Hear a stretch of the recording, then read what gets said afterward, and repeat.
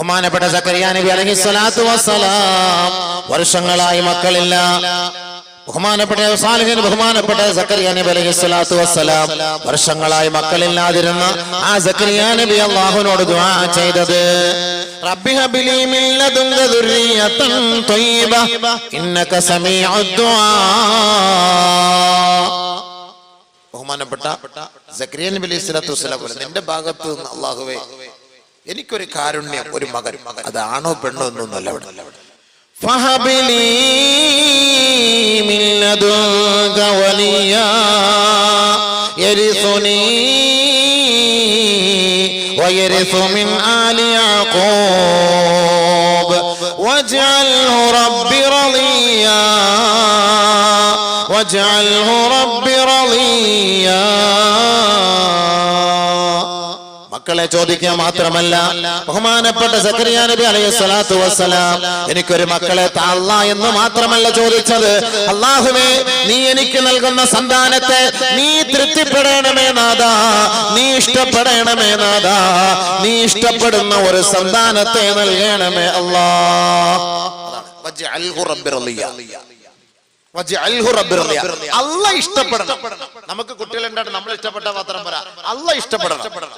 അല്ലാഹ് ഇഷ്ടപ്പെടുന്ന ഒരു കുട്ടിയെ നമുക്ക് കിട്ടിയാൽ പിന്നെ ഒന്നും പേടിക്കേണ്ടതില്ല. അവൻ രക്ഷപ്പെട്ടു, ആ ഉപ്പയും രക്ഷപ്പെട്ടു, ആ ഉമ്മയും രക്ഷപ്പെട്ടു. അതുകൊണ്ടാണ് വജഅൽഹു റബ്ബി റളിയാ, നീ ഇഷ്ടപ്പെടണേ അല്ലാഹ്, നീ ഇഷ്ടപ്പെടണേ അല്ലാഹ്. നമ്മൾ ആരെങ്കിലും അങ്ങനെ ദുആ ചെയ്യാറുണ്ടോ? നമുക്കൊരു കുട്ടിയെ കിട്ടുമ്പോ, ഒരു കുട്ടിയെ പഠിച്ചവന് അതിൽ ആണിനെത്ത ആദ്യത്തെ കൺമണി ആണായിരിക്കണം, അതിനുവേണ്ടി ദുആ ചെയ്യണം. ആദ്യത്തെ കൺമണി ആണായിരിക്കണം. എന്നാൽ ഈ ആണിനെ കൊണ്ട മൊത്തം അടങ്ങറ. അത് നിങ്ങൾ ആരെങ്കിലും മനസ്സിലാക്കിയോ? നബിയുനാ റസൂലുള്ളാഹി സ്വല്ലല്ലാഹു അലൈഹി വസല്ലമ തങ്ങൾ പറയുന്നു, അൽ ബനാതു ഹസനാത് വൽ ബനൂന ഹിസാബ്. ബനാത്ത് പെൺമക്കൾ, ഹസനാത്ത് നന്മകളാണ്, കർമ്മങ്ങളാണ്, അമലുകളാണ്. ഒന്നും അറിയാതെ ഒരുപാട് നന്മകൾ നമ്മുടെ അക്കൗണ്ടിലേക്ക് നിറഞ്ഞുകൊണ്ടിരിക്കും. വൽ ബനൂന ഹിസാബ് ഐ നിഅമത്തുൻ, ആൺമക്കൾ അനുഗ്രഹമാണ്. അനുഗ്രഹത്തിന്റെ പേരിൽ നാളെ റബ്ബിന്റെ കോടതിയിൽ ചോദ്യമുണ്ടാകും. ആ ചോദ്യത്തിന് മറുപടി പറയേണ്ടി വരും. ആ മക്കളുടെ വിഷയത്തില് ആൺമക്കൾ എന്ന് പറഞ്ഞു കഴിഞ്ഞാൽ അവൻ രാവിലെ അങ്ങ് ഇറങ്ങല്ലേ, ഒരു പോക്കല്ലേ പോവാ. എന്തൊക്കെയാ കോലത്തില്, ഏതൊക്കെയാ അവസ്ഥയിൽ, എങ്ങനെയൊക്കെയാ വരിക, വാപ്പാക്ക് നല്ല പേരാണോ മോശം പേരാണോ, ഇതൊക്കെ ആരാ അന്വേഷിക്കുക? അങ്ങനെ ഒരു പോക്കാണ്. പെൺമക്കൾ എന്ന് പറയുന്നത് നബി സല്ലല്ലാഹു അലൈഹി വസല്ലം തങ്ങൾക്ക് പെൺമക്കളെ അല്ലാഹു സുബ്ഹാനഹു വ തആല നൽകി. അവസാന സമയം വരെ പെൺമക്കളായിരുന്നു, ആൺമക്കളൊക്കെ ചെറുപ്പത്തിൽ മരണപ്പെട്ടു പോയി. അവൻ നബി സല്ലല്ലാഹു അലൈഹി വസല്ലം തങ്ങൾ പോലും പറഞ്ഞത്, നിങ്ങൾ 3 പെൺമക്കളെ വളർത്തി ദീനീ വിദ്യ നൽകി അല്ലാഹയെ ഭയപ്പെട്ട് ജീവിച്ച് മരിക്കുന്ന ഒരു സാലിഹത്തായ പെണ്ണാണ് നിങ്ങൾക്കുള്ളതെങ്കിൽ ആ പെൺമക്കളുടെ ബർക്കത്ത് കൊണ്ട് അല്ലാഹു നിങ്ങളെ സ്വർഗത്തിൽ പ്രവേശിപ്പിക്കുകയും ആ പെൺമക്കൾ നിങ്ങൾക്ക് നരകത്തിന്റെ മറയായിരിക്കുകയും ചെയ്യുമെന്ന് നബിയുനാ റസൂലുള്ളാഹി അല്ലാഹുവിന്റെ റസൂൽ പറഞ്ഞ വാക്കാണ്. അത് ആൺമക്കളെ നോക്കി അങ്ങനെ പറഞ്ഞായിട്ട് ഹദീസിൽ ഞാൻ കണ്ടില്ല, ഇനി എവിടെയെങ്കിലും ഉണ്ടോന്നും അറിയില്ല. അല്ലാഹു അല ഇല്ലാന്ന് പറഞ്ഞ ഏതെങ്കിലും ഉസ്താദ്മാർ കേട്ടാൽ ഉണ്ടെന്ന് വിളിച്ചു പറഞ്ഞാൽ നല്ലതായിരിക്കും. والباقيات الصالحات المال والبنون زينة الحياة الدنيا والباقيات الصالحات خير عند ربك ثوابا وخير أملا. സമ്പത്തും സന്താനങ്ങളും ദുനിയാവിന്റെ അലങ്കാരമാണ്, അവശേഷിക്കുന്ന നന്മകളാണ് നിനക്ക് പ്രതീക്ഷ ഉളവാക്കുന്നത്, നിനക്ക് നാളെ പ്രതീക്ഷിക്കാൻ കഴിയുന്നത്, നാളെ ആഖിറത്തിൽ നിനക്ക് സന്തോഷം പകർന്നു തരുന്നത് അവശേഷിക്കുന്ന നന്മകളാണ്. ആ നന്മകൾ ഏതാണെന്ന് മുഫസ്സിരീങ്ങൾ പറയുന്നു, അൽ ബനാതു സാലിഹാത്ത്, സാലിഹത്തായ പെൺമക്കളാണ്, സാലിഹത്തായ പെൺമക്കളാണ്. പക്ഷെ ഇന്ന് കാലം തിരിഞ്ഞുപോയി. പെണ്ണെന്ന് കേൾക്കുമ്പോൾ നമുക്ക് വെറുപ്പാണ്. പണ്ടത്തെ മുശ്രിക്കീങ്ങൾക്ക് ജാഹിരീങ്ങൾക്ക് പെണ്ണെന്ന് കേൾക്കുമ്പോൾ വെറുപ്പുണ്ടാക്കുന്നത് പോലെ ഇന്ന് നമ്മുടെ മുസ്ലിമീങ്ങൾക്ക് 1, 2, 3, 4 പെണ്ണാണ് പ്രസവിക്കുന്നതെങ്കിൽ അത് പെണ്ണിന്റെ കുഴപ്പമാണ്, ഭാര്യയുടെ കുഴപ്പമാണ്. അവളെ തലാക്കി കൊല്ലാനോ, അവളെ അടങ്ങാറാക്കാനോ, അവളെ അടിക്കാനും, അവളെ ഭീഷണിപ്പെടുത്താനോ, അവളെ പീഡിപ്പിക്കാനോ രംഗത്തേക്ക് വരുന്നത്. ഡോക്ടർമാരോട് ചോദിച്ചു നോക്ക്, പെണ്ണിന്റെ കുഴപ്പമല്ല ഈ ആണും പെണ്ണും ആവുന്നത്, അത് ആണിന്റെ തന്നെ കുഴപ്പമാണ്. അതറിയാതെ പെണ്ണുങ്ങളെ ആളുകൾ പോയി ഭീഷണിപ്പെടുത്തുക. ഭാര്യയുടെ കുഴപ്പമല്ല, അത് ഭർത്താവിന്റെ കുഴപ്പമാണ്. ഭർത്താവിന്റെ പ്രശ്നമാണത്, അതിന് ഭാര്യയെ കുറ്റം പറഞ്ഞിട്ട് കാര്യമില്ല. പിന്നെ പെണ്ണിനെ അള്ളാഹു നിനക്ക് തന്നെങ്കിൽ അമല സാലിഹാത്താണ്, ഹസനാത്താണ്, നന്മയാണത്. ആ പെണ്ണിനെ നീ പ്രസവിച്ചാല് ആ സമയം മുതൽ അക്കൗണ്ടിലേക്ക് നിനക്ക് നന്മ അള്ളാഹു രേഖപ്പെടുത്തുകയാണ്. പക്ഷെ ആൺകുട്ടിയെ പ്രസവിച്ച അങ്ങനെയല്ല, അവൻ നല്ലവനായി വളർന്നു വരണം. അതാണ് അൽ ബനാത്തു ഹസനാത്ത്. കാരണം ഓരോ നിഅമത്തിനെ കുറിച്ച് നാളെ ചോദ്യം ഉണ്ടാകും. ആ നിഅമത്ത് ആൺമക്കളാണ്. ആൺമക്കളെ കുറിച്ച് നാളെ ചോദ്യം ഉണ്ടാകും വാപ്പയോട് ഉമ്മയോട്. ആദ്യമായിട്ട് മക്കളെ കുറിച്ച് വാപ്പയോട് ഉമ്മയോട് ആ ചോദ്യം, അല്ല മക്കളോടല്ല ചോദ്യം. മക്കളെ അവിടെ മാറ്റി നിർത്തും, അവിടെ മാറുന്നില്ലേ? ആദ്യം ഉണ്ടായവർ ആദ്യം വാ. ആദ്യം വാപ്പയും ഉമ്മയല്ലേ ഉണ്ടായി, വാപ്പയും ഉമ്മ ആദ്യം വാ. ഈ മക്കള് പിഴച്ചു പോയാൽ അതിനുള്ള പരിപൂർണ്ണ ഉത്തരവാദിത്വം ഈ വാപ്പയും ഈ ഉമ്മയുമാണ്. ഇന്നല്ലാഹ യസ്അലുൽ വാലിദ യൗമൽ ഖിയാമഹ ഖബ്ല അൻ യസ്അലൽ വലദ. തീർച്ചയായും അല്ലാഹു സുബ്ഹാനഹു വ തആല തന്റെ മക്കളെ കുറിച്ച് ചോദിക്കുന്നതിന് മുമ്പ് മാതാപിതാക്കളോട് എങ്ങനെയാണ് ഈ മക്കളെ നിങ്ങൾ വളർത്തിയതെന്നാണ് ചോദിക്കുക. ആദ്യം ഉപ്പയോട് ഉമ്മയോടാണ് ചോദ്യം. ആദ്യം ഉപ്പയോട് ഉമ്മയോട് ചോദ്യം, മക്കളോട് പിന്നെ. മാതാപിതാക്കളോട് അദബുകേട് കാണിക്കുകയും മര്യാദകേട് കാണിക്കുകയും ഒക്കെ ചെയ്തതിന്, മാതാപിതാക്കളെ പീഡിപ്പിച്ചതിന്, മാതാപിതാക്കളെ വേദനിപ്പിച്ചതിന് മക്കളോട് ചോദിക്കുന്നത് പിന്നെ. ആദ്യം ചോദിക്കുന്നത് വാപ്പയോട് ഉമ്മയോട്. ഈ കുട്ടി എന്ത് പഠിച്ചു, ഈ കുട്ടി എന്ത് പഠിപ്പിച്ചു, ഈ കുട്ടി ഏതവസ്ഥയിൽ വളർന്നു വന്നു. അതുകൊണ്ടാണ് നബിയുനാ റസൂലുള്ളാഹി സ്വല്ലല്ലാഹു അലൈഹി വസല്ലമ തങ്ങൾ പറഞ്ഞത്, വലദു സൂഇ യഹദിമു ശറഫാ വയുശയ്യിനു സലഫാ. മോശമായ സന്താനം തറവാടിന് മോശം പേരുണ്ടാക്കുമെന്ന് നബിയുനാ റസൂലുള്ളാഹി. നമ്മുടെ തറവാടിന് തന്നെ അവനൊരു മോശമാണ്, നമ്മുടെ തറവാടിന് തന്നെ പേര് ദോഷമാണ്. മോശമായ സന്താനം നമ്മുടെ കുടുംബ പേര് തന്നെ അവൻ തകർത്തു കളയും. വയുശയ്യിനു സലഫ, മുൻഗാമികൾക്ക് പോലും ദോഷപ്പേരുണ്ടാക്കും. എന്റെ വാപ്പ നല്ല കുടുംബക്കാരനായിരുന്നു, എന്റെ വാപ്പ നല്ല അവസ്ഥയിൽ ജീവിച്ചവരായിരുന്നു, എന്റെ വാപ്പ മസ്ജിദിനും മദ്രസയ്ക്കും പണം കൊടുത്തവരാണ്, സ്ഥലം കൊടുത്തവരാണ്, പള്ളി കെട്ടി കൊടുത്തവരാണ്, മദ്രസ കെട്ടി കൊടുത്തവരാണ്. അവരുടെ മക്കള് പിഴച്ചു പോയാൽ ഈ മക്കളെ കുറിച്ച് നാളെ ആഖിറത്തില് അള്ളാന്റെ കോടതിയിൽ ചോദ്യമുണ്ടാകും. എന്റെ മാതാപിതാക്കൾ എത്രയോ നന്മ ചെയ്തവരായിരുന്നു, പക്ഷെ ആ ഒരു പാരമ്പര്യം, ആ നല്ല പേര്, ആ സൽപേര് നീ നശിപ്പിച്ചില്ലേ, ആ സൽപേരിന് കളങ്കം നീ സൃഷ്ടിച്ചില്ലേ. അതാണ് വലദു സൂഇ യഹദിമു ശറഫ വയുശയ്യിനു സലഫ. നമുക്ക് വലിയൊരു ചാരിതാർത്ഥ്യം, നമുക്ക് വലിയൊരു അഭിമാനമാണ്. നജൂമുദ്ദീൻ സാഹിബ് അദ്ദേഹത്തിന്റെ പിതാവ് കൊടുത്ത വഖഫാണെന്ന് പറയുന്നു. അദ്ദേഹത്തിന്റെ ആ പാരമ്പര്യം നിലനിർത്തുന്നു. അദ്ദേഹം എന്നോട് ഭക്ഷണം കഴിച്ചവൻ പറഞ്ഞു, ഇൻഷാ അല്ലാഹ് ഇനിയും കൂടുതൽ ദീനിന്റെ കാര്യങ്ങൾക്ക് വേണ്ടി സമയം ചെലവാക്കുകയും സമ്പത്ത് ചെലവാക്കുകയും ഉസ്താദ് ഒന്ന് അനക്കി തന്നാൽ മതി, ബാക്കി ഞങ്ങൾ ഏറ്റെടുത്തോളാം എന്നൊരു നല്ല മനസ്സോടുകൂടി അദ്ദേഹം പറയുമ്പോൾ നമുക്ക് മനസ്സിലാക്കണം, ആ വാപ്പാടെ ഉമ്മാടെയും പാരമ്പര്യം നിലനിർത്താനാണ് അവർ ആഗ്രഹിക്കുന്നത്. ഉദാഹരണം പറഞ്ഞ ആ ഒരു പാരമ്പര്യം നിലനിർത്തി മുന്നോട്ട് കൊണ്ടുപോകണം. ഇപ്പൊ നമ്മുടെ പണ്ഡിതന്മാർ, നമ്മുടെ വാപ്പ ഉസ്താദായിരുന്നു, മകനും ഉസ്താദാണ്. ആ വാപ്പാക്കൊരു പേരുണ്ട്, ആ പേര് നിലനിർത്താൻ ഈ മകൻ തയ്യാറാകണം. അതല്ലാതെ എടാ നിന്റെ വാപ്പ ഇങ്ങനെയൊന്നും അല്ലായിരുന്നു, നീ ഇങ്ങനെ കറന്നുപോയല്ലോ, നീ ഇങ്ങനെ അവസാനം നീ ഇങ്ങനെ ഗതികേടിലായി പോയല്ലോ, നിന്റെ വാപ്പ എത്രയോ നല്ലൊരു മഹാനായിരുന്നു. അങ്ങനെ നമ്മുടെ മുൻഗാമികളായ മഹാന്മാരെ മോശമായ പേരുകൊണ്ടോ മോശമായ വാക്കുകൊണ്ടോ അവരെ അപമാനിക്കുന്ന തരത്തിലുള്ള ഒരു ചർച്ചകൾ ഉണ്ടാകാൻ പാടില്ല, അതുണ്ടാകാൻ പാടില്ല.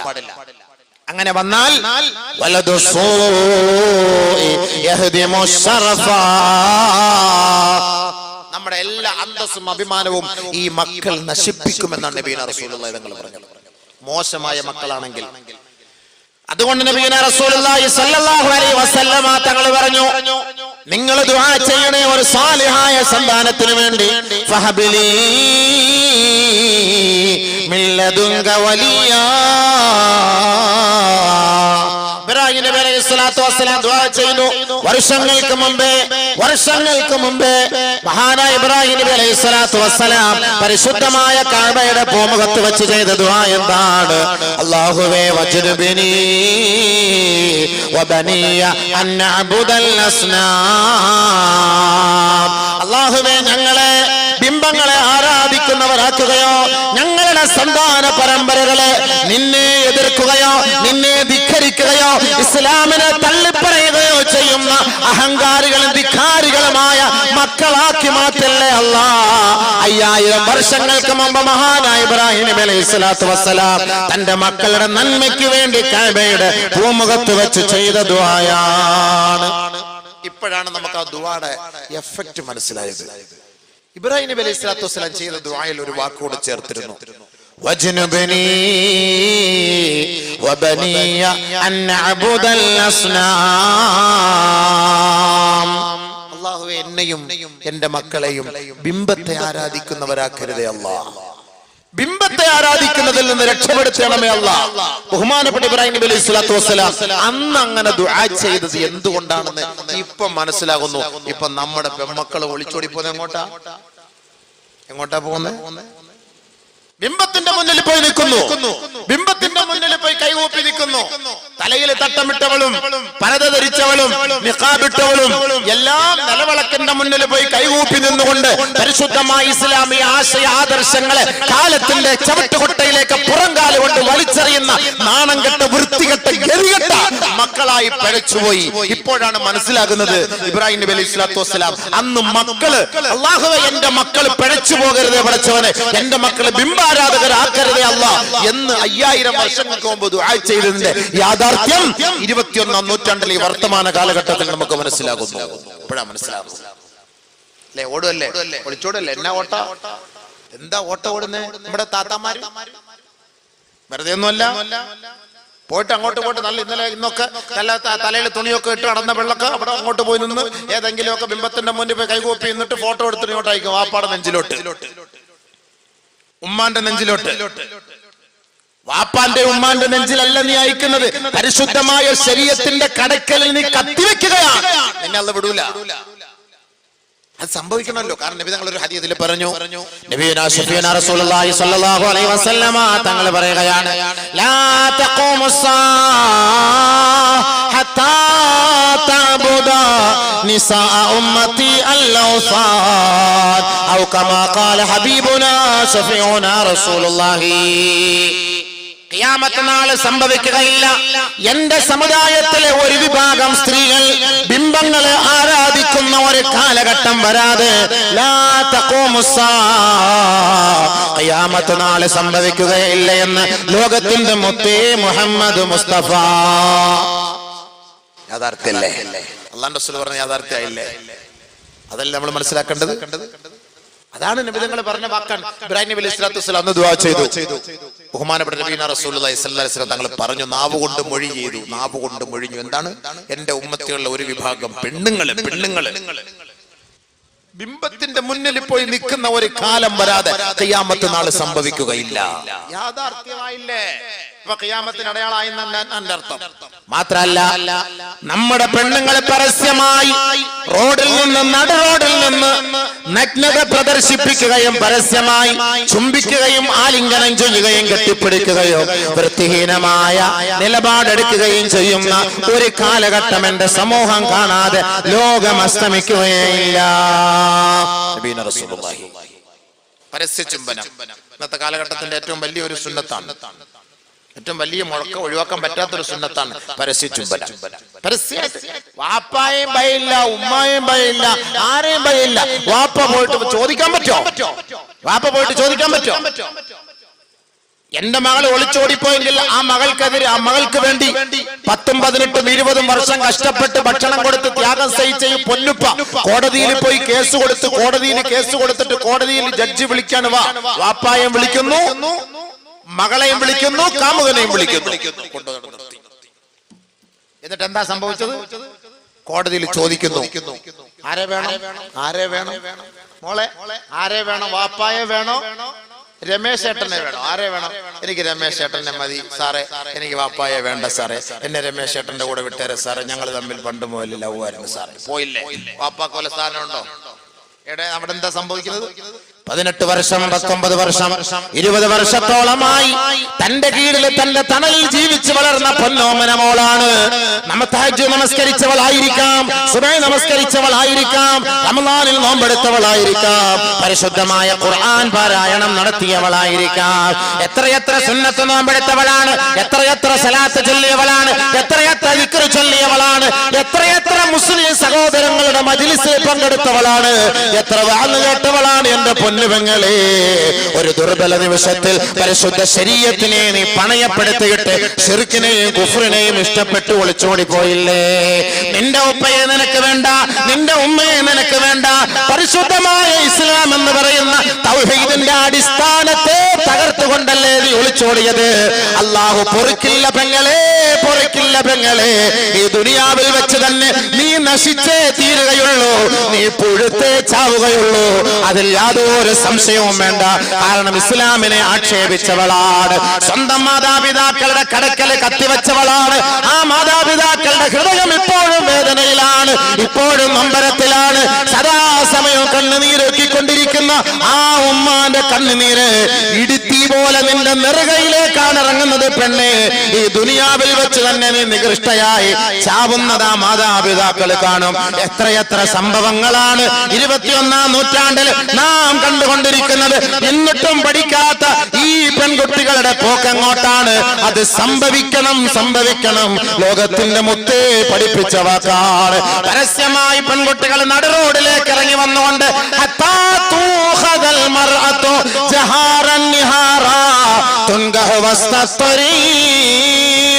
പരസ്യമായി നടുറോഡിലേക്ക് കാമുകനെ കെട്ടിപ്പിടിച്ച് പ്രണയിക്കുകയും ആലിംഗനം ചെയ്യുകയും ചുംബിക്കുകയും ചെയ്യുന്ന വൃത്തികെട്ട പെൺകുട്ടികൾ ഈ ലോകത്ത് വരാതെ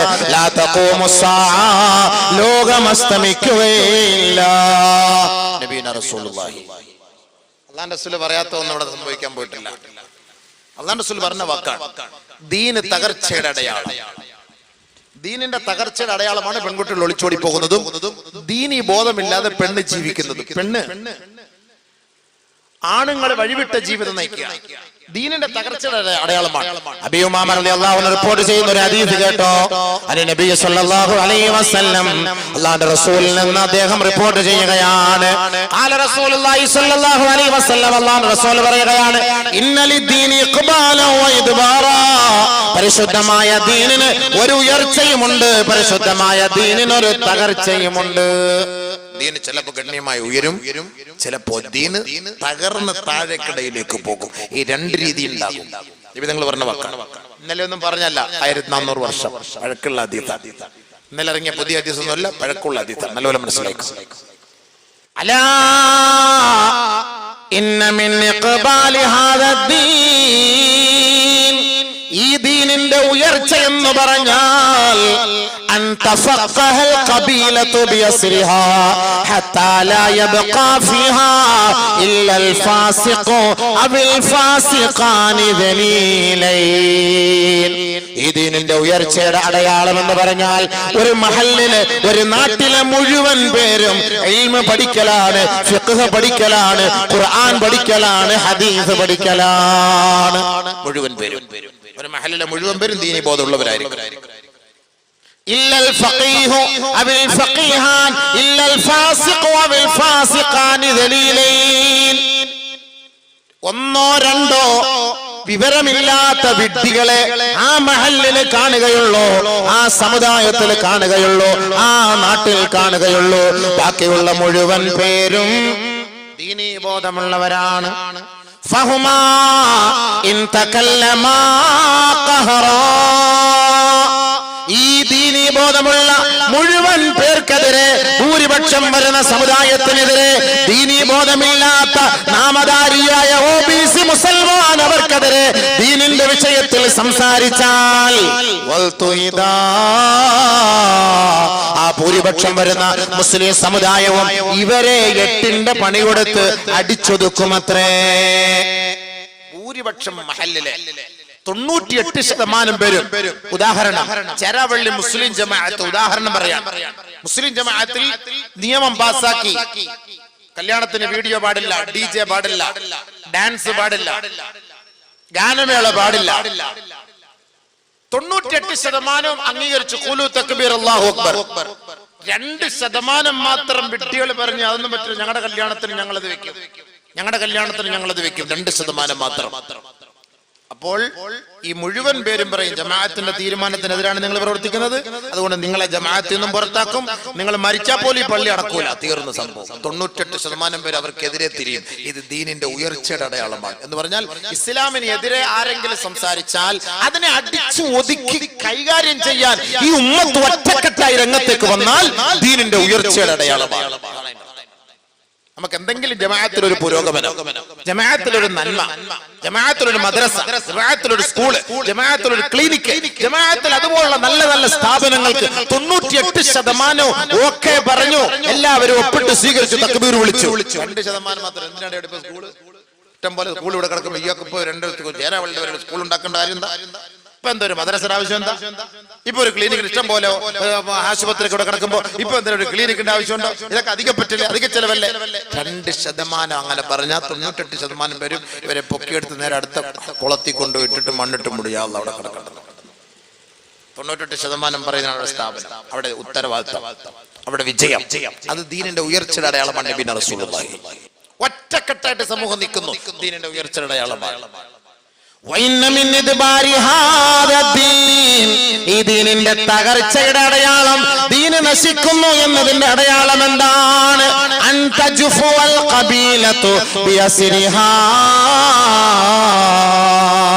ഒരു സമൂഹത്തില്, ഒരു മഹല്ലിലെ, ഒരു നാട്ടിലെ മുഴുവൻ പേരും വിവരമില്ലാത്ത വിഡ്ഢികളായി മാറുക.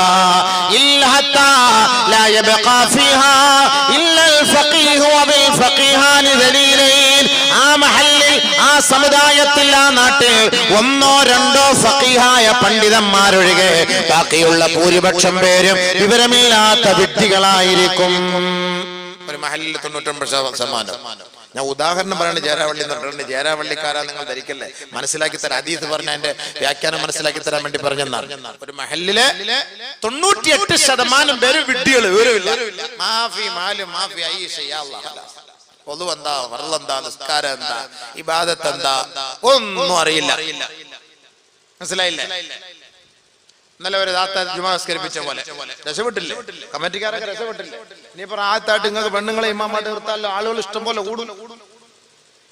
ആളുകൾ ഭയങ്കര ഇടിച്ചു കയറും പള്ളിയിൽ. ദൈവത്തിന്റെ ഒന്നും ആവശ്യമില്ല, ആദ്യമായിട്ട് ആൾക്കാർ പള്ളിയിലെ പെണ്ണുങ്ങൾ ഇമാമെന്ന് വന്നു കഴിഞ്ഞാൽ അള്ളാഹ് അവളുടെ ദുബറിന്റെ പിറകെ നിസ്കരിക്കാൻ അത്ര പേരാ. അങ്ങനെയുണ്ട് ദീനിന്റെ തകർച്ചയുടെ അടയാളം. അതാ പറഞ്ഞുകൊണ്ടിരിക്കുന്ന സംഭവം. ഹദീസ് അല്ലേ, ഫത്വകള്, വലിയ മസലകൾ, എന്താ വേണ്ട ഇപ്പൊ സംഭവം, പുതിയ പുതിയ ദീനൊക്കെ ഇങ്ങനെ വന്നോണ്ടിരിക്കും. അത് നബികൾ പറഞ്ഞ വാക്കല്ലേ, അതാ ഞാൻ പറയുന്നത്, ദീനിന്റെ തകർച്ചയുടെ അടയാളം. ഇന്നലെ ഒന്നും അല്ലാഹു റസൂൽ പറഞ്ഞല്ലോ, വർഷങ്ങൾക്ക് മുമ്പേ പറഞ്ഞതാ. ഇപ്പൊ ഒരു പെണ്ണ് ഇമാമ വരും, നിങ്ങൾക്ക് വലിയ അത്ഭുതം, നമുക്കൊന്നും വലിയ അത്ഭുതമില്ല. കാരണം എന്താ, നബിതങ്ങൾ ജീവിച്ചിരിക്കുമ്പോ ഞാനാണ് നബി എന്ന് വാദിച്ച പെണ്ണുണ്ടായിരുന്നു അന്ന്. പിന്നെ അതിനപ്പുറത്ത് വല്ല കാര്യമുണ്ടോ?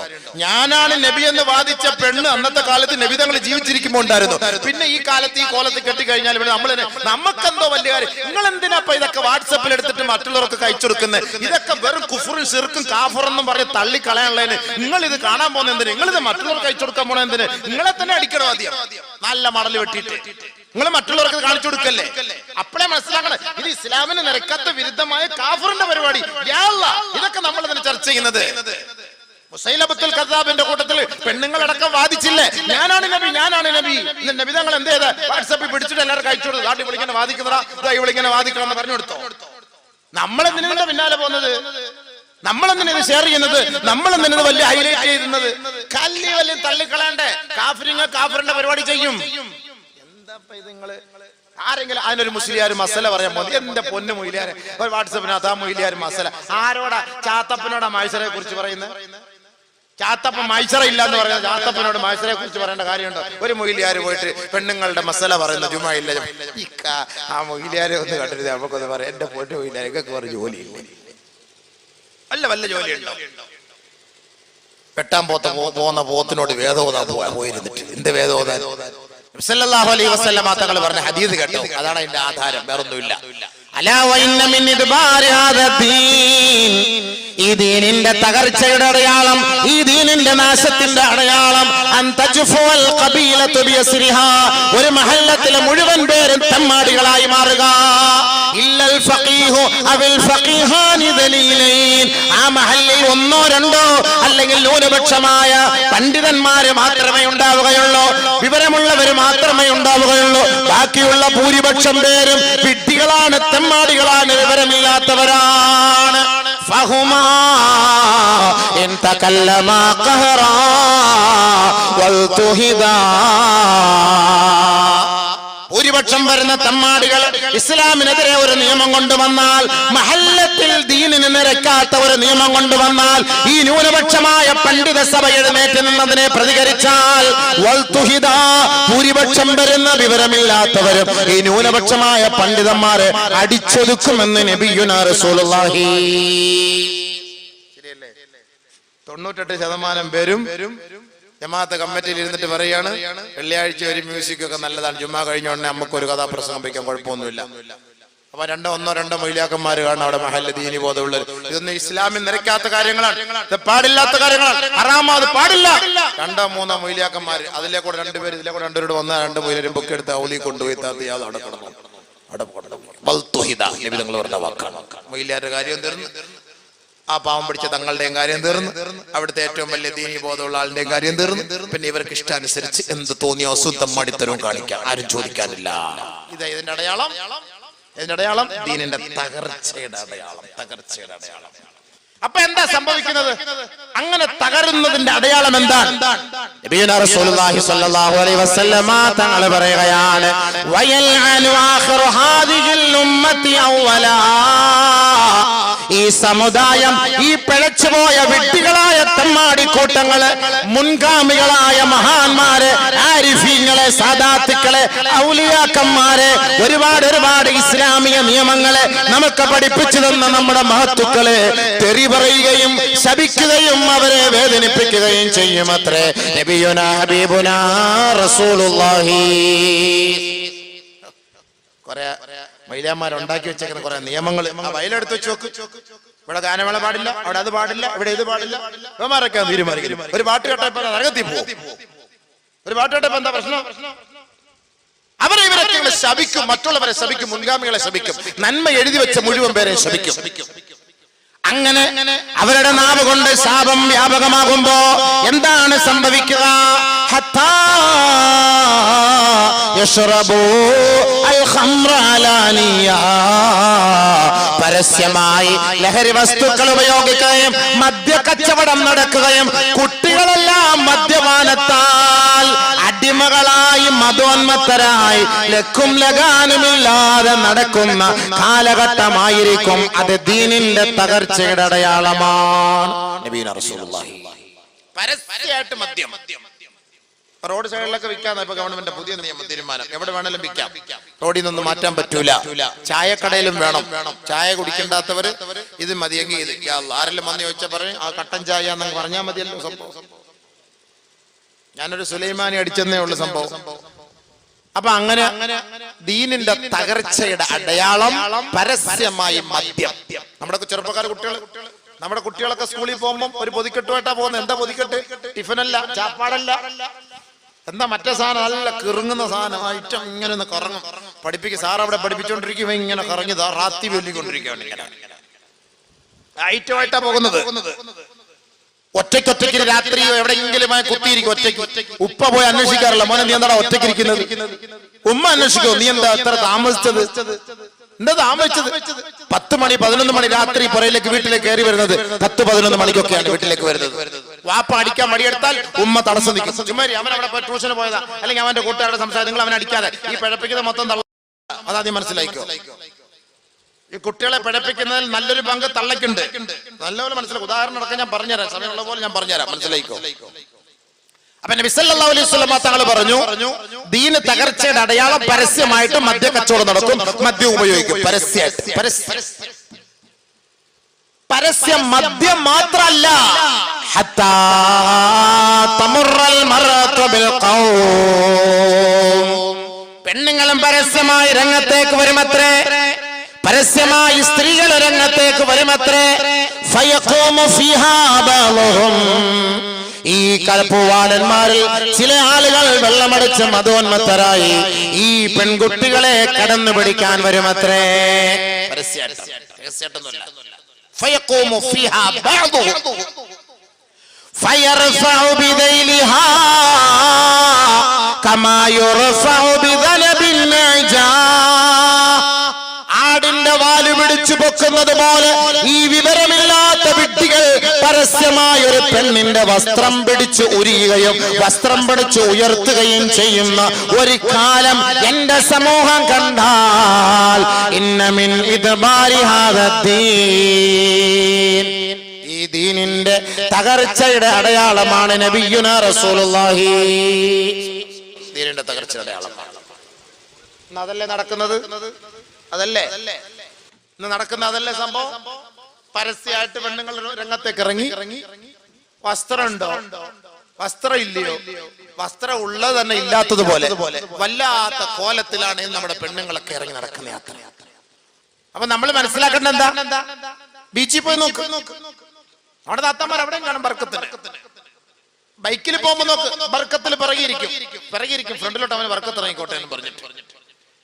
പാർക്കിൽ പോ നോക്ക്, ചെടി ഇങ്ങനെ അനങ്ങുന്ന ആളാ, ചെടി ഇങ്ങനെ അനങ്ങും, ആളിനെ കാണാനില്ല, കറാമത്ത്. താഴെ പോയി നോക്കുമ്പോ രണ്ടെണ്ണം അവിടെ മുബാഷറയിലാണ്, മുനാജാത്തിലാണ്, ഭയങ്കരമായ ഇബാദത്തിലാണ് രണ്ടുപേര്. മോൾ നോക്കുമ്പോ ചെടി മാത്രം അനങ്ങും. വലിയ വലിയ പാർക്കിലൊക്കെ പോയി നോക്കും, സംഭവം നോക്കുമ്പോ നമ്മുടെ താത്തായി ഉണ്ട്. ബർക്കത്തിന് സാധനം ഡാൻസ് ആടുമ്പോഴോ നമ്മുടെ താത്ത വർക്കത്തിന് അവിടെ ഒരെണ്ണം കാണും. എല്ലാത്തിനും പരസ്യമായിട്ട് തോന്നിയവാസത്തിന് തെമ്മാടിത്തരത്തിന് ദീനിനെ തകർക്കാൻ പെണ്ണ് പരസ്യമായിട്ട് വരും. അതിന്റെ ഏറ്റവും വലിയ തെളിവ് നിങ്ങൾ പറഞ്ഞ വാക്കല്ലേ, പെണ്ണ് പരസ്യമായിട്ട് വരും ദീനിനെ തകർക്കാൻ. അള്ളാന്റെ റസൂലിന്റെ വാക്കാണ്, നമ്മുടെ വാക്കൊന്നും അല്ല ഇത്. നബിതങ്ങൾ പറഞ്ഞ വാക്കാണ്. ഹബീബായ റസൂലുള്ളാഹി സല്ലല്ലാഹു അലൈഹി വസല്ലമ തങ്ങൾക്ക് തെറ്റുപറ്റിയിട്ടുണ്ടോ മക്കളെ? ഇല്ല. അള്ളാന്റെ റസൂല് പറയാത്തതൊന്നും ഈ ലോകത്ത് വരികയില്ല. എന്റെ മുസ്ലിം ഉമ്മത്ത് പിഴച്ചു പോകും, അവള് പിഴയ്ക്കും, അവള് പിഴയ്ക്കാതെ ഈ ലോകം അസ്തമിക്കുകയില്ലെന്ന് അള്ളാന്റെ റസൂൽ പറഞ്ഞെങ്കിൽ ഏ വാപ്പ, ഏ ഉമ്മ, നമ്മുടെ മക്കള് പിഴയ്ക്കാതെ നമ്മൾ നോക്കിയോ. നമ്മൾ അടുത്ത അയൽവക്കക്കാരന്റെ മോളെ നീ നോക്കാൻ പോകണ്ട, നിന്റെ മോള് പിഴച്ചു പോകാതെ നീ നോക്ക്. അതേ ഉള്ളൂ ഇനി വഴി. ഈ ബാക്കിയുള്ളവരുടെ കാര്യം നമ്മൾ നോക്കാൻ പറ്റൂല, നടക്കൂല സംഭവം. ഞാനൊക്കെ വടക്കൻ ജില്ലയിൽ ജോലിക്ക് പോകുന്ന, ഇതുപോലെ പ്രസംഗത്തിന് പോകുന്ന ആളാ. ട്രെയിനിലൊക്കെ പോകുമ്പോൾ ഞാൻ കാണുന്ന നേർക്കാഴ്ചയാണ്. മംഗലാപുരത്തൊക്കെ ഞാൻ പ്രസംഗിക്കാൻ പോകുന്നില്ല, മംഗലാപുരത്തൊക്കെ ഞാൻ പോകുമ്പോൾ കാണുന്ന നേർക്കാഴ്ചയാണ്. നമുക്ക് സഹിക്കാൻ പറ്റില്ല ഇതൊക്കെ പറയുമ്പോൾ. നമ്മുടെ മക്കളെ പഠിപ്പിക്കാൻ വിടുന്നു, കണ്ണത്താ ദൂരത്തേക്ക് നമ്മുടെ മക്കളെ പഠിപ്പിക്കാൻ വിടുന്നു. ഈ വാപ്പയും ഉമ്മയും മനസ്സിലാക്കുന്നുണ്ട് ഇവിടെ എവിടെയാ പോകുന്നതെന്ന്. ഇവളെന്താ പഠിച്ചത്? ഇവള് പഠിച്ചിട്ട് എത്ര ജോലി കിട്ടി? ഇത്ര പെണ്ണുങ്ങൾക്ക് എത്ര ജോലി കിട്ടി? നിങ്ങളെ മക്കളെയൊക്കെ വലിയായിട്ട് പഠിപ്പിച്ചല്ലോ, ലക്ഷക്കണക്കിന് രൂപ ചെലവ് ചെയ്ത് പഠിപ്പിച്ചല്ലോ. എത്ര മക്കൾക്ക് ജോലി കിട്ടി? നിങ്ങൾ പറ, എത്ര മക്കൾക്ക് ഞങ്ങൾക്ക് ജോലി കിട്ടി? പഠിപ്പിക്കാൻ വിട്ടു, പഠിച്ച് ജോലിയുണ്ട്, അതുമില്ല. എന്നാൽ വീട്ടിലും കാണുന്നില്ല. സാമ്പാറും അവിയലും വെക്കാൻ പഠിപ്പിച്ചിരുന്നെങ്കിൽ കെട്ടിയവന്മാർക്ക് നല്ല റാഹത്തായിട്ട് ഭക്ഷണം വെച്ചെടുക്കാം. ഒരു സാമ്പാർ വെക്കാൻ അറിയില്ല, ഒരു അവിയൽ ഉണ്ടാക്കാൻ അറിയില്ല, ഒരു ചമ്മന്തി, ഒരു ചട്നി, ഒരു ഇടിയപ്പം ഉണ്ടാക്കാൻ പോലും അറിയില്ല സംഭവം. പിന്നെ അത് പഠിക്കണം, ബുക്ക് മേടിക്കും 10 രൂപ.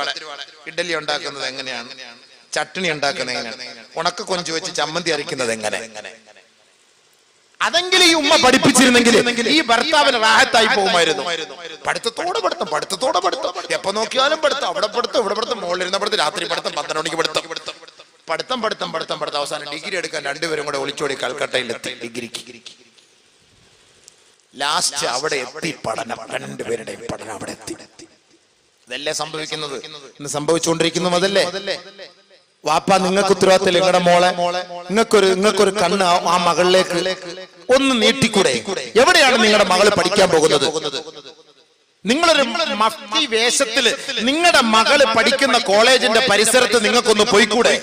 എന്താണ് എന്റെ മകള് പഠിക്കുന്നത്, ഇന്ന് അവൾ എവിടെയുണ്ട്? നിങ്ങളൊന്ന് രഹസ്യമായിട്ടൊന്ന് അന്വേഷിച്ച് നോക്ക്. നിങ്ങൾക്കറിയാം, ആരുടെയെങ്കിലും ഒക്കെ കൂടെ എവിടെയെങ്കിലും ഒക്കെ ഉലാത്തുന്നത് കാണാം. ഞാൻ ബാംഗ്ലൂരിൽ പ്രസംഗിക്കാൻ പോയപ്പോ എന്നെ വിളിച്ചോണ്ടൊന്ന് കാണിച്ചു. ഉസ്താദേ, കേരളത്തിലെ മക്കള് പഠിക്കുന്നത് കാണണമെങ്കിൽ വാ, ജസ്റ്റ് ഒന്ന് വന്ന് കാണാം. ഒരു ഞായറാഴ്ച ദിവസം എന്നെ കൊണ്ടുപോയി കാണിച്ചു. നഊദു ബില്ലാഹ്. എന്നോട് പറഞ്ഞുകൂടെ, പ്രസംഗത്തിൽ പറഞ്ഞുകൂടെ, ഉസ്താദ് ഇതൊക്കെ പറഞ്ഞുകൂടെ. പറയാന്നുള്ള അല്ലാതെ വേറെന്താ മാർഗം?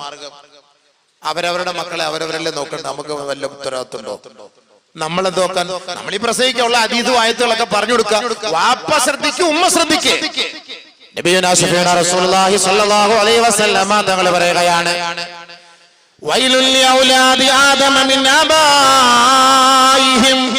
ഏ മാതാപിതാക്കളെ, നിങ്ങൾക്ക് നരകമാണ്, നിങ്ങൾക്ക് നാശമാണ്. വാപ്പ ഉമ്മ ശ്രദ്ധിക്കണേ. ആദമിന്റെ മക്കളിൽപ്പെട്ട മാതാപിതാക്കളെ, നിങ്ങൾക്ക് നാശമാണ്. ലാ യുഅല്ലിമൂനൽ ഖുർആന വൽ ഫർള വൽ അദബ. തന്റെ മക്കൾക്ക് ഖുർആൻ പഠിപ്പിക്കാത്തതിന്റെ പേരിൽ, തന്റെ മക്കളെ ഫർള് പഠിപ്പിക്കാത്തതിന്റെ പേരിൽ, തന്റെ മക്കളെ അദബ് പഠിപ്പിക്കാത്തതിന്റെ പേരിൽ ഫയൻശഊന ജുഹാല. അവർ വിഡ്ഢികളായി പിഴ പിഴച്ചു പോകാൻ കാരണക്കാരായ മാതാപിതാക്കളെ വൈലുൽ ലഹും, അവർക്ക് നാശമാണ്. അനബരിയും മിൻ ഹൗലാ, നാളെ ആഖിറത്തിൽ ഞാൻ അവരെ കണ്ടുമുട്ടാതിരിക്കട്ടെ, ഞാൻ അവരിൽ നിന്നും ഒഴിവാണ്. എന്റെ ശഫാഅത്ത് അവർക്കില്ല, എന്റെ കൈകൊണ്ട് ഞാൻ വെള്ളം വാങ്ങി കൊടുക്കുകയില്ല, എന്നോടൊപ്പം നാളെ അർശിന്റെ തണലിൽ അവർ അലങ്കരിക്കാൻ വരികയില്ല, എന്റെ ഒരു സഹായവും അവർക്ക് നാളെ ലഭിക്കുകയില്ല. ആർക്ക്? പിഴച്ചുപോയ മക്കളുടെ മാതാപിതാക്കളെ ഞാൻ നാളെ കാണാതിരിക്കട്ടെ. വാപ്പാക്കും ഉമ്മക്കൊക്കെ വലിയ നിസ്കാരവും ബാത്തൊക്കെ കാണും. വാപ്പാക്കും ഉമ്മക്ക് വലിയ നിസ്കാരവും ബാത്തൊക്കെ കാണും. വാപ്പയും ഉമ്മയെ നിസ്കരിച്ച പോരല്ലോ, മക്കളെ നിസ്കരിപ്പിക്കണ്ടേ? വാപ്പ നിസ്കരിക്കാൻ ഒന്നാമത്തെ സഫി പള്ളിയിൽ ഒരു സുബൈക്ക് മോൻ പോത്തുപോലെ കടന്ന് വീട്ടിൽ ഉറങ്ങാണ്. ആരെ അടിക്കുന്നല്ല? മോനെയല്ല, ഈ വാപ്പ എങ്ങോട്ട് മാറുന്നില്ലെന്ന് പറയും. സ്റ്റൂളിൽ കയറ്റി നിർത്തുന്ന ആളെ മൈസറിലെ ഇരുമ്പിന്റെ സ്റ്റൂളുണ്ട്, അടി കൂടെ നല്ല തീയാണ്, അതിനകത്തോട്ട് കയറ്റി നിർത്തും. നല്ല ചാട്ടപാറയുണ്ട്. വാപ്പായ്ക്ക് അടി. എന്നെ എന്തിനാ അടിക്കുന്നല്ല? നിന്റെ മോനോടുള്ള ഉത്തരവാദിത്തമാരാ? എന്തുകൊണ്ടാണ് നിന്റെ മകൻ, പ്രായപൂർത്തിയായ മകൻ വീട്ടിൽ കിടന്നുറങ്ങുമ്പോ വാപ്പ നമസ്കരിക്കാൻ വന്നു, മകനെ എന്തുകൊണ്ട് നമസ്കരിപ്പിച്ചില്ല? എന്തുകൊണ്ട് ഖുർആൻ പഠിപ്പിച്ചില്ല? എന്തുകൊണ്ട് നിന്റെ മക്കളെ പിഴച്ചു പോകാൻ കാരണം പരിശുദ്ധ ഖുർആൻ പഠിക്കാത്തതിന്റെ പേരിലാണ്. എന്തുകൊണ്ട് പഠിപ്പിച്ചില്ല? ആരാണ് എന്റെ ഉത്തരവാദിത്തം? നബിയനാ റസൂലുള്ളാഹി സ്വല്ലല്ലാഹു അലൈഹി വസല്ലമ തങ്ങൾ പറയുകയാണ്, അക്രിമൂ ഔലാദകും വഹ്സിനൂ അദബകും. നിങ്ങളുടെ മക്കളെ മര്യാദ പഠിപ്പിക്കണേ, നിങ്ങളുടെ മക്കളെ നിങ്ങൾ ബഹുമാനിക്കണേ, ആദരിക്കണേ. വഹ്സിനൂ അദബകും, അവർക്ക് നല്ല മര്യാദ പഠിപ്പിച്ചു കൊടുക്കണേ. നബിയുനാ ഹബീബുനാ റസൂലുള്ളാഹി നല്ലപോലെ മക്കളെ മര്യാദ പഠിപ്പിച്ചത്. ആരുടെ കടമ? വാപ്പയുടെ കടമ, ഉസ്താദിന്റെ കടമയൊന്നുമല്ല. ഉസ്താദ് ഒരു അടിയങ്ങാനും അടിച്ചാൽ പിന്നെ ഉടനെ മൊയ്ലിയാരെ അടിക്കാൻ വേണ്ടി വാപ്പ വരും. പിന്നെ അങ്ങനെ ഉസ്താദിന് അടിയടിക്കാൻ പറ്റും? മദ്രസയിൽ ഒരു ഉസ്താദ് ഒരു അടിയടിക്കാൻ പറ്റുമോ? ഒന്ന് അടിച്ചപ്പോ അവൻ ഇങ്ങനെ തിരിഞ്ഞു, അല്ലെങ്കിൽ അവൾ അങ്ങനെ തിരിഞ്ഞു, അടി അങ്ങനെ അവിടെ ഇവിടെയൊക്കെ, ചിലപ്പോ വട്ടക്കിലായിപ്പോയി, ചിലപ്പോ തൊടയിലായിപ്പോയി. അടി അറിയാതെ അവിടെ അടിച്ചല്ല. ഉടനെ പരാതി എന്തായി? ഉസ്താദ് പെണ്ണിന്റെ ചന്തിക്കടിച്ചു. അടിച്ചപ്പോ തിരിഞ്ഞതാ ചന്തി കൊണ്ട്. നമ്മളിപ്പോ വല്ല നമ്മളറിഞ്ഞോ ചന്തിക്ക് അടിക്കണമെന്ന്? നമ്മളും എല്ലാം അറിഞ്ഞു. പിന്നെ എന്തായി പ്രശ്നം? അടുത്ത പ്രശ്നമായി. കമ്മിറ്റിക്കാരെ അറിയിച്ച്, നാട്ടുകാരെ അറിയിച്ച്, വലിയൊരു കൊടിയും പിടിച്ച് നേരെ മൊയ്ലാരരിയിലേക്കാണ്. അപ്പൊ മൊയ്ലാരും വിചാരിക്കും ഇനിയൊന്നും പഠിപ്പിച്ചിട്ട് വലിയ കാര്യമില്ല, അമ്മക്കെന്ത്. അയാള് ഒരു വാട്സപ്പ് എടുത്തോണ്ട് വന്ന് രാവിലെ മദ്രസയിൽ കുത്തി അയാൾ നോക്കിയിരിക്കും. കുട്ടികൾ അവിടെ മാറി വേറെ കുത്തിയിരിക്കും. 7:45 അവൻ ടടടട ബെല്ലടിക്കും. തീർന്നില്ല സംഭവം. പിള്ളേരെന്താ പഠിച്ചു? അസ്സലാമു അലൈക്കും വറഹ്മത്തുള്ളാഹി വബറകാതുഹു. സലാമിന്റെ ഒരു നീട്ടം. ആത്മാർത്ഥമായി പഠിപ്പിക്കാൻ നാട്ടുകാരും മഹല്ലുകാരും ഒക്കെ തയ്യാറാവണം. ഉസ്താദിന് ആത്മാർത്ഥത്തിൽ പഠിപ്പിക്കണം എന്ന് ആഗ്രഹമുണ്ട്. ഒരു 2 അടിയൊക്കെ കൊടുക്കേണ്ടി വരും. പിന്നെ എല്ലാവരും പേടി വേണ്ടേ പിള്ളേരെ? ഉസ്താദിനെ 2 അടി അടിച്ചെന്ന് പറഞ്ഞത് ഞാനൊക്കെ ഇടി കൊണ്ടാ പഠിച്ചത്. ഇടി അടിയല്ല, തമിഴ്നാട് ഉസ്താദന്മാരാണ്. നല്ല ഇടി, തലയൊക്കെ മുഴച്ചിട്ടുണ്ട്, പറഞ്ഞിട്ട് കാര്യമില്ല.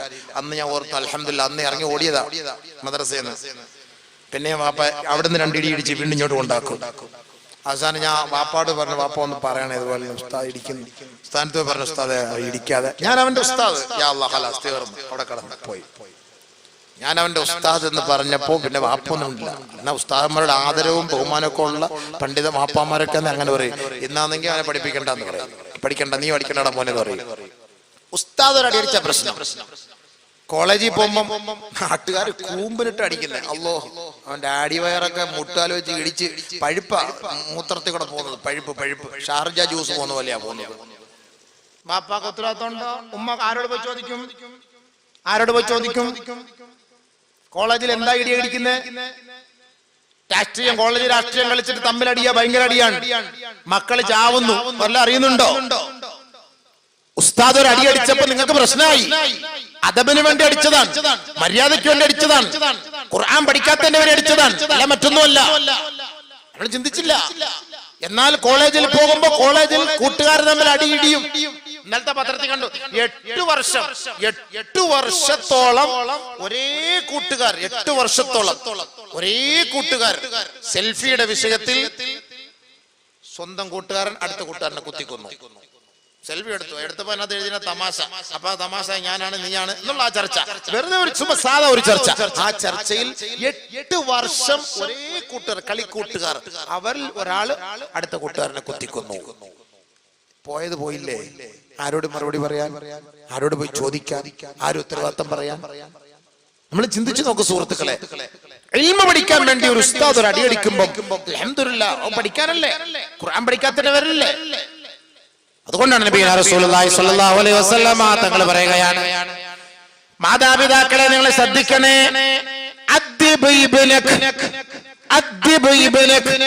മാതാപിതാക്കളോടാണ് അല്ലാഹുവിന്റെ റസൂലിന്റെ വാക്ക്. മാതാപിതാക്കളോട് ഹബീബായ തങ്ങളുടെ വാക്കാണ്, മുത്തായ വാക്കാണ്. നിന്റെ മകനെ നീ മര്യാദ പഠിപ്പിക്കണം, നിന്റെ മകളെ നീ മര്യാദ പഠിപ്പിക്കണം.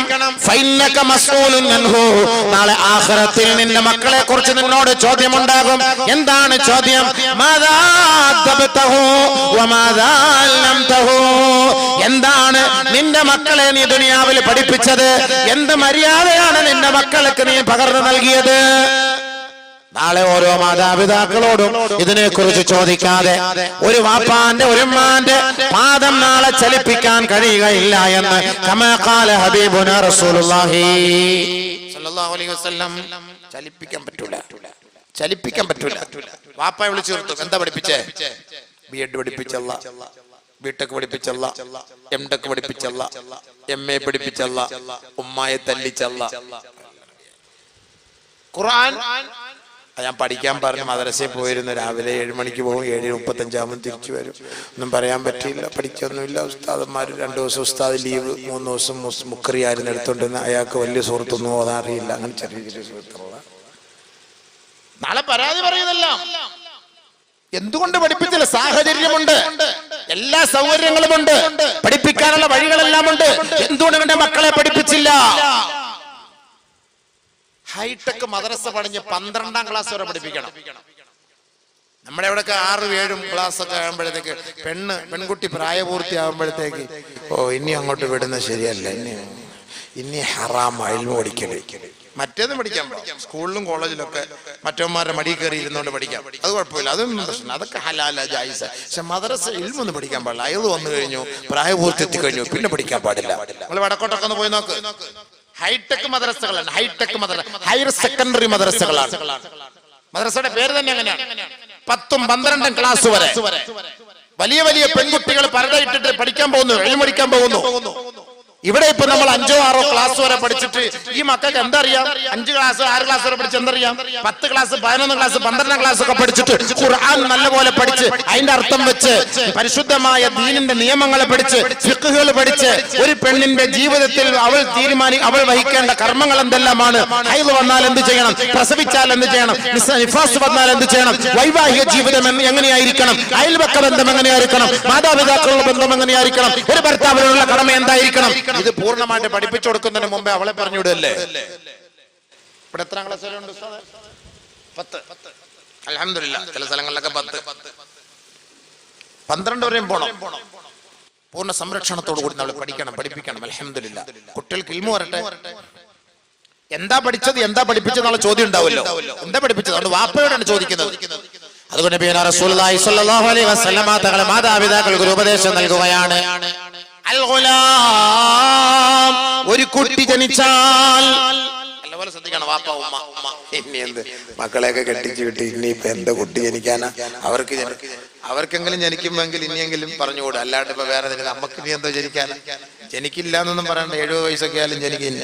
ഇവരെ ബഹുമാനപ്പെട്ട സക്കരിയ നബി അലൈഹി സ്വലാം ഇബ്രാഹിം നബി 80 വയസ്സൊക്കെ ആയപ്പോ താടിയൊക്കെ നരച്ചപ്പോഴാണ് പറഞ്ഞു, ഇന്നി വഹനല്ലാഹു മിന്നി വസ്തഅല റഅസ് വലം അകും ബിദുആയിക റബ്ബി ശഖിയാ. പടച്ചോനെ അല്ലാഹ് എന്റെ താടിയൊക്കെ നരച്ചു, എന്റെ രോമകൂമങ്ങളെല്ലാം നരച്ചു, എന്റെ എല്ലും തൊലിയൊക്കെ വെളിയിൽ ചാടാൻ തുടങ്ങി, എന്റെ അസ്ഥികൂടൊക്കെ തുരുമ്പിക്കാൻ തുടങ്ങി. ഇനിയും ഞാനൊരു കുഞ്ഞിന് വേണ്ടി ചോദിച്ചുകൊണ്ടേയിരിക്കും. നിന്നോടുള്ള ചോദ്യത്തിൽ നിന്ന് ഞാൻ ഒരിക്കലും പിറകോട്ട് പോകില്ല, ഞാൻ ചോദിക്കുക തന്നെ ചെയ്യും. അല്ലാഹ് സക്കരിയ നബി വയസ്സാം കാലത്ത് അല്ലാഹ് ലെഗിൻസ് വസ്ത്രം ധരിപ്പിച്ചു കൊടുക്കുന്നു. അതെല്ലാം നേരത്തെ പറഞ്ഞത്. ഞാൻ അതിനെല്ലാം കുറിച്ച് നല്ല റാഹത്തായിട്ട് പ്രസംഗിക്കും. പക്ഷെ എനിക്ക് സ്ഥലമൊക്കെ ഞാൻ നോക്കും. കായംകുളം, ചേരാവള്ളി, ഓരോരോ സ്ഥലമൊക്കെ നോക്കിയിട്ട് പ്രസംഗിക്കത്തില്ല. എനിക്കൊന്നും പ്രശ്നമില്ല. ഞാനൊക്കെ ഈ ഏരിയയിലൊക്കെ ആദ്യമായിട്ട് വരുന്നതുകൊണ്ടേ ഒരു ചെറിയൊരു പേടിയുണ്ട്. എനിക്കിന്ന് രാത്രി തലശ്ശേരിയിലേക്ക് പോകാനുള്ളതാണ്. പ്രത്യേകിച്ച് ലൈവ് ഒക്കെ ഉണ്ട്. ഞാൻ സാധാരണ ലൈവ് ഇടിക്കാൻ സമയം തന്നെ കുറച്ച് വിഷയം തുറന്നു പറയണമെങ്കിൽ ലൈവ് ഒന്നും ഇട്ടാൽ ശരിയാവില്ല. ഇത് പലരും അവിടെ ഇവിടെ നിന്നൊക്കെ ഇരുന്ന് കേട്ട് ഇതെല്ലാം കാണും. അതുകൊണ്ട് ഞാൻ അങ്ങനെ ഒന്ന് സാധാരണ ഒക്കെ ഞാൻ കുറച്ചൊക്കെ ഇട്ട് പിടിച്ചേ ഞാൻ സംസാരിക്കാറുള്ളൂ സാധാരണ. അപ്പൊ അതുകൊണ്ടൊക്കെയാണ് ഞാൻ ലൈവ് ഇടരുന്നൊക്കെ പറയുമ്പോൾ. അപ്പൊ ഇതൊക്കെ നമ്മൾ സൂക്ഷിച്ച് എനിക്ക് രാത്രി തലശ്ശേരിക്ക് പോകുമ്പോ എന്റെ പെണ്ണുങ്ങളെല്ലാം കൂടെ കയറി അവിടെ നിന്നാൽ ഞാൻ ആകെ ഇടങ്ങേറായി പോകും. എല്ലാത്തിനും ഹദീസുകൾ ഉണ്ടല്ലോ, ഇല്ലാത്ത ഒന്നുമല്ലല്ലോ സംഭവം. ഇല്ലാത്ത ഒരു സംഭവം ഇല്ല ദുനിയാവിൽ. അൽഹംദുലില്ലാഹ്. കാരണം വിധങ്ങൾ പറഞ്ഞതാണ് സംഭവിക്കുന്നുള്ളത്. അല്ല ഇവിടെ എന്ത് വേറെ കാര്യം? ഖിയാമത്ത് നാൾ ആവണ്ടേ? ഖിയാമത്ത് നാൾ ആകണമല്ലോ. അതിന്റെ തെളിവുകളാണ് ഈ കാണുന്നതല്ല. അതൊക്കെ ഇങ്ങനെ ഓരോന്ന് വന്നുകൊണ്ടിരിക്കുക. അത് നേരത്തെ പറഞ്ഞ പോലെ പരസ്യമായിട്ട് പെണ്ണുങ്ങൾ ബൈക്ക് ഓടിക്കുന്നതിന് വിധങ്ങൾ പറഞ്ഞു. അല്ലാഹു റസൂൽ പറഞ്ഞാണ്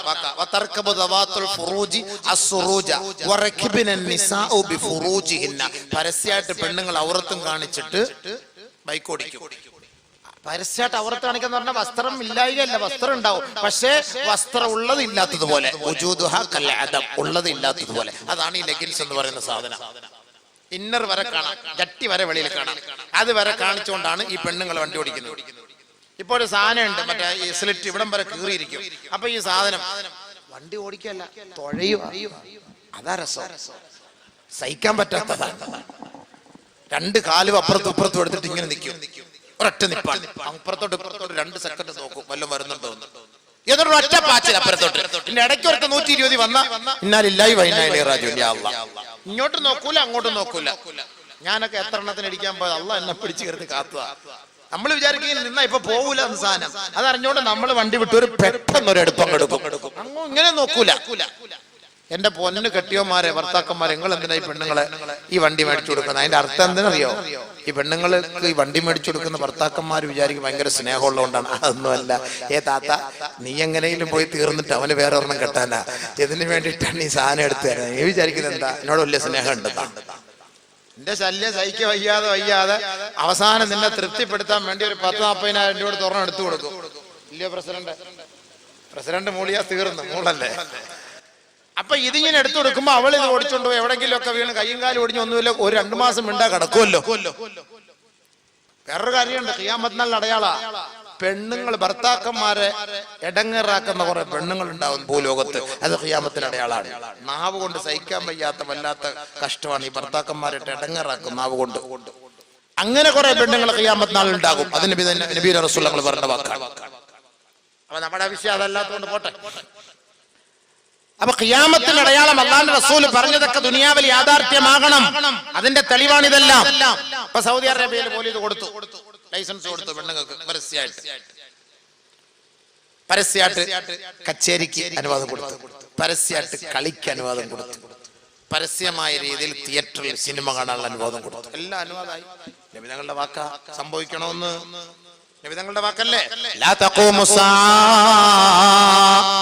ഖിയാമത്ത് നാൾ സംഭവിക്കുകയില്ല.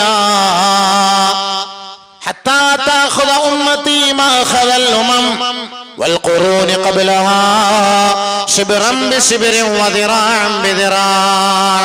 നബിയുനാ റസൂലുള്ളാഹി സ്വല്ലല്ലാഹു അലൈഹി വസല്ലമ തങ്ങൾ പറഞ്ഞു, ഖിയാമത്തിന്റെ അടയാളമാണ് എന്റെ ഉമ്മത്തികൾ പാശ്ചാത്യ ലോകത്തെ പിൻപറ്റുന്ന ഒരു കാലഘട്ടം വരാതെ, ഇഞ്ചോട് ഇഞ്ച് ചാണോട് ചാൺ അവരെ പിൻപറ്റുന്ന ഒരു കാലം വരാതെ ലാ തഖൂമു സാഅ ലോകം അസ്തമിക്കുകയില്ല. നബിയുനാ റസൂലുള്ളാഹി